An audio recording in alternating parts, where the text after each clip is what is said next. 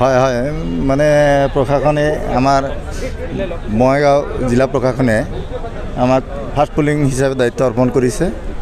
এতিয়া আমি ৰাতিপুৱা 5টামান বজাত উঠিছোঁ, 6মান বজা 7টা বজাত আহি মানে আমাৰ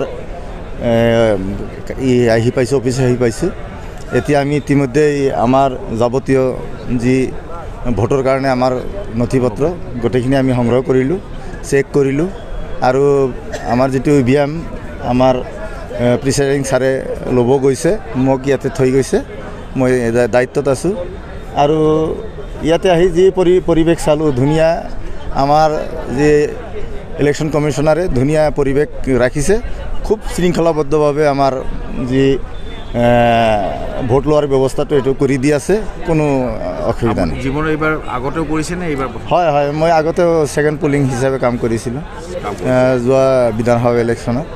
যিহেতু এইটো এটা গণতন্ত্ৰৰ বৃহৎ উৎসৱ, হয়, ইয়াতে অংশগ্ৰহণ কৰি দায়িত্ব আপোনাক দিছে, কেনে হ'ল মন অনুভৱ? খুব এতিয়া যে গণতন্ত্ৰ আমি সাব্যস্ত কৰিব পাৰিছোঁ আৰু গণতন্ত্ৰত যে আমাৰ যিটো সংবিধানে দিছে দায়িত্ব দিছে, সেই দায়িত্ব যে আমি প্ৰেক্টিকেল সক্ৰিয়ভাৱে আমি পালন কৰিব পাৰিছোঁ, এইটো মনত বিৰাট আনন্দ লাগিছে, খুব ফূৰ্তি লাগিছে, ভাল লাগিছে।